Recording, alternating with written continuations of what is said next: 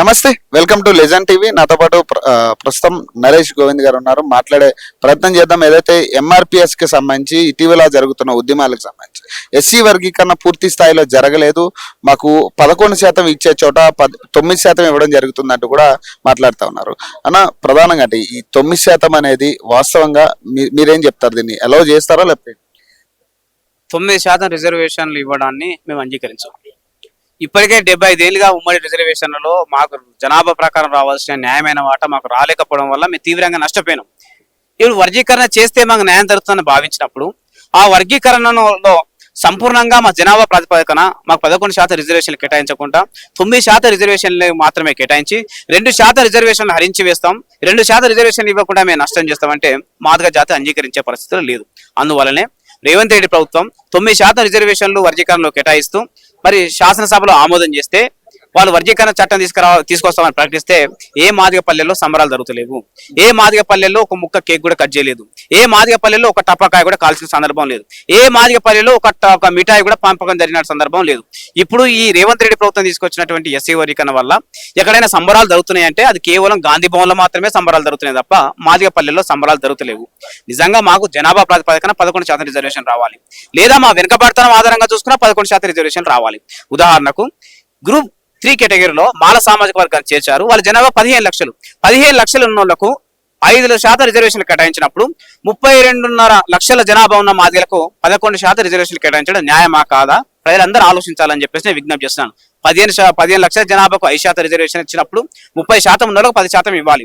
మేము అదనంగా 2,70,000 అంటే 32,70,000 జనాభా ఉన్నాం కాబట్టి మాకు 11% రిజర్వేషన్ చెందాలి. ఇది న్యాయబద్ధమైంది. మా వెనుకబడతాను చూసుకున్నా అదే రుజువు అవుతుంది, మా జనాభాను చూసుకున్నా అదే రుజువు అవుతుంది. కానీ దాని పరిగణలో తీసుకోకుండా చేసినటువంటి ఈ వర్గీకరణ అనేది అసంపూర్ణమైన వర్గీకరణ తప్ప పరిపూర్ణమైన వర్గీకరణ కాదు. నిన్న మాదిగా ఇంటెలెక్చువల్స్ కొంతమంది మాట్లాడుతూ దీన్ని మేము యాక్సెప్ట్ చేస్తున్నాం అంటూ కూడా సీఎం రేవంత్ రెడ్డి గారికి ధన్యవాదాలు తెలిపారు. మరి ఇది వాస్తవం కాదంటే వాళ్ళందరూ కూడా యాక్సెప్ట్ చేస్తున్నారు.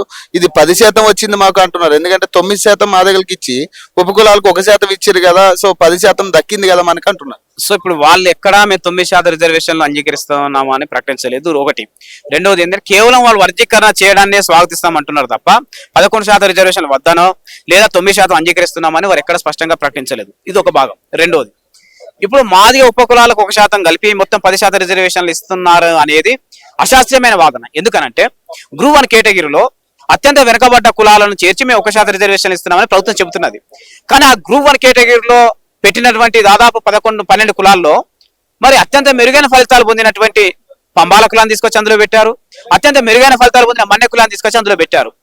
అక్కడ మరి నిజంగా గతంలో రామచంద్రరాజు కమిషన్ ఈ పంబాల కులం అలాగే మన్నె కులం రిజర్వేషన్లు అత్యంత మెరుగైన ఫలితాలు పొందిందని చెప్పేసి ఆనాడే సి కేటగిరీలో పెట్టిండు, అంటే 3వ ప్రయారిటీ ఇచ్చింది. మరి ఆనాడు 3వ ప్రాధాన్యతలో ఉన్నటువంటి ఈ పంబాల కులం, ఆనాడు 3వ ప్రాధాన్యతలో ఉన్నటువంటి ఈ మన్నె కులం ఈ రోజు మొదటి ప్రాధాన్యతలోకి ఎట్లా వచ్చింది? వాళ్ళు మొదటి ప్రాధాన్యతలోకి వస్తే మాది ఉపకులాల వాటా ఎవరు తీసుకెళ్తారు? ఎవరు దాని ద్వారా లబ్ధి చేకూరుతుందంటే మళ్ళీ పంబాల కులానికి మళ్ళీ మన్నె కులానికి ఆ 1% రిజర్వేషన్ చెందే ప్రమాదం ఉంది. దాని ద్వారా అనధికారికంగా ఎస్సీ గ్రూప్ 3 కేటగిరీలో 5% రిజర్వేషన్లు మాల ఉపకులాలకే పోతాయి. గ్రూప్ 1 లో ఉన్నటువంటి 1% రిజర్వేషన్ కూడా మాల ఉపకులాలకు పోతాయి. తద్వారా మాలకు 6% రిజర్వేషన్లు అనధికారికంగా చెందే ప్రమాదం ఉన్నది. దీనివల్ల మన మాది ఉపకులాలకు తీవ్రంగా నష్టం జరిగే ప్రమాదం ఉంది. కాబట్టి మేమేం చెప్తున్నాం అంటే ఈ గ్రూప్ 1 కేటగిరీలో మీరు ఎవరైతే అత్యంత వెనుకబడ్డ కులాలుగా గుర్తించి మీరు పెట్టి వాళ్ళకి 1% రిజర్వేషన్ ఇస్తున్నారో ఆ గ్రూప్ 1 కేటగిరీ నుండి పంబాల కులాన్ని తొలగించాలి, మన్నె కులాన్ని తొలగించాలి. ఈ 2 కులాల చేర్పుల్లో మార్పుల్లో భాగంగా ఈ 2 కులాలను తీసుకొచ్చి గ్రూప్ 3 కేటగిరీలో పెట్టాలని చెప్పేసి మేము డిమాండ్ చేస్తున్నాం. అంటే ఇప్పుడు అదే మాలలు మళ్ళీ మాకు 5% ఇచ్చి కూడా మేము నష్టపోతా ఉన్నాం, దీనికి సంబంధించి ఏదైతే వర్గీకరణ చేసి మేము నష్టపోతామని ఇప్పుడు వాళ్ళే మాట్లాడుతూ ఉన్నారు. వాళ్ళకి ఎక్కడ నష్టం జరిగింది? వాళ్ళ జనాభా ఎంత? 15%. వాళ్ళకి వచ్చింది ఎంత? 5% వచ్చింది. ఇక తగిన న్యాయం జరిగినట్టే కదా. ఈ వర్గీకరణ వల్ల, ఇప్పుడున్న వర్గీకరణ వల్ల వాళ్ళకు జనాభా ప్రాతిపదికన వాళ్ళకి రావాల్సిన అవకాశాలు వచ్చినాయి, వాళ్ళకి తగు న్యాయం జరిగింది. నష్టం జరిగింది ఇప్పుడు మాదిలకు మాత్రమే. నిజాన్ని చెప్పాలంటే వాళ్ళు వెనుకబడతనం తక్కువ కాబట్టి వాళ్ళకి 1% రిజర్వేషన్ తగ్గాల్సిందే. కానీ వాళ్ళకు 5% రిజర్వేషన్ లభించింది. తద్వారా ఇప్పుడు వాళ్ళ ఈ వర్గీకరణ వల్ల వాళ్ళు కూడా సంతృప్తికరంగా ఉన్నారు. అసంతృప్తి మిగిలింది ఎవరికి? మాదిలకే మిగిలింది. నష్టం ఎవరు జరిగింది? మాదిలకు నష్టం జరిగింది.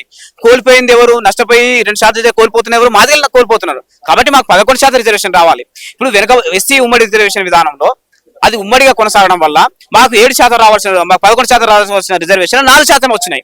ఆనాడు ఉమ్మడి రిజర్వేషన్ విధానంలో మా శాతం 4%, మేము కోల్పోయింది 7%. అంటే నష్టం ఎవరికి ఎక్కువ జరిగింది? మాదిలకు ఎక్కువ నష్టం జరిగింది. కాబట్టి ఈనాడు వర్గీకరణ ప్రక్రియను పూర్తి చేస్తే సంపూర్ణంగా న్యాయం ఎవరు జరగాలి? మాదిలకి న్యాయం జరగాలి. సంపూర్ణంగా మాదిలకు న్యాయం జరగాలంటే ఎంత శాతం రిజర్వేషన్ రావాలి? 11% రిజర్వేషన్ రావాలి. కాబట్టి మేము రేవంత్ రెడ్డి ప్రభుత్వానికి ఇప్పుడు చేసే వర్గీకరణలో మార్పులు చేర్పులు చేస్తూ కొన్ని సవరణలు చేస్తూ మాకు 11% రిజర్వేషన్ వచ్చే విధంగా మాది ఉపకులాలు, మాల ఉపకులాలు 59 కులాలకు సంపూర్ణంగా న్యాయం జరిగే విధంగా ఈ వర్గీకరణ ప్రక్రియను ముగించాలని మేము విజ్ఞప్తి చేస్తాం. ఫైనల్ క్వశ్చన్ అన్న, ఇప్పుడు 2024 మొన్న ఏదైతే సర్వే రిపోర్ట్ బయట పెట్టారో ఇందులో ఎస్సీల గణాంకాలు బాగా తగ్గినాయి అనేది ఒక వాస్తవం కనపడతా ఉంది. అలాగే బీసీలు కూడా తగ్గింది. అంటే బేసిక్ గా బీసీలకి ఎస్సీలకి రాజ్యాధికారం ఉండకూడదనే పాయింట్ అనుకోవచ్చు. అది 100% అనుకోవచ్చు. అయితే నేను ముందుగా రేవంత్ రెడ్డి ప్రభుత్వానికి ఏం సూచిస్తున్నామంటే, మీరు చేసిన ఈ కుల గణనలో సమూహాల వారిగా అంటే ఎస్సీ ఎస్టీ బీసీ అని కాకుండా ప్రతి కులం యొక్క జనాభా లెక్కలను స్పష్టంగా బయట పెట్టాలని చెప్పేసి మేము రేవంత్ రెడ్డి ప్రభుత్వాన్ని విజ్ఞప్తి చేస్తున్నాం. మీరు సమగ్రంగా ప్రతి కులం యొక్క జనాభా లెక్కలను బయట పెట్టకపోతే, మీరు బహిరంగంగా ఆ రిపోర్ట్ విడుదల చేయకపోతే ఆ ప్రభుత్వం ఏదో కుట్రపూరితంగా ఈ జనాభా యొక్క శాతాన్ని తగ్గించినట్టుగా మేము భావించడానికి అవకాశం ఉంది. సమాజం భావించడానికి కూడా అవకాశం ఉంది.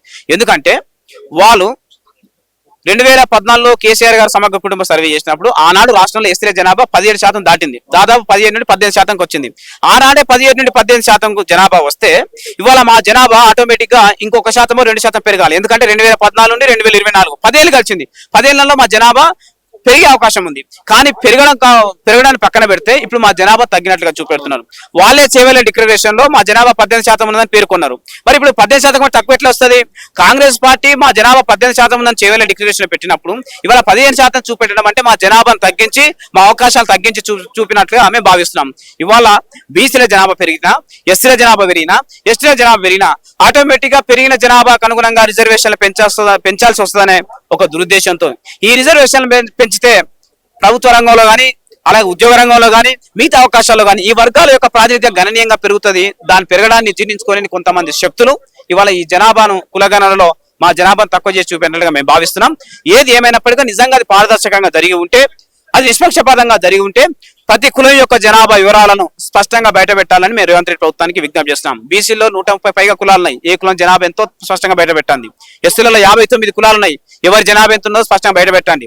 ఎస్టీలలో 33 పైగా తెగలు ఉన్నాయి. ఎవరి జనాభా ఎంత ఉన్నదో స్పష్టంగా బయట పెట్టండి. అగ్ర కులాల్లో అనేక కులాలు ఉన్నాయి. వాళ్ళ జనాభా ఎంతో స్పష్టంగా బయట పెట్టండి. ఏ కులం జనాభా ఎంతో స్పష్టంగా బయట పెట్టాలి. అలాగే ఉమ్మడిగా వాళ్ళ సమూహాల జనాభా కూడా బయట పెట్టాలి. తద్వారా ఒక నిర్దిష్టమైన కులగణన రిపోర్ట్ ను తెలంగాణ సమాజానికి అందించాల్సిన బాధ్యత రేవంత్ రెడ్డి ప్రభుత్వానికి ఉంది.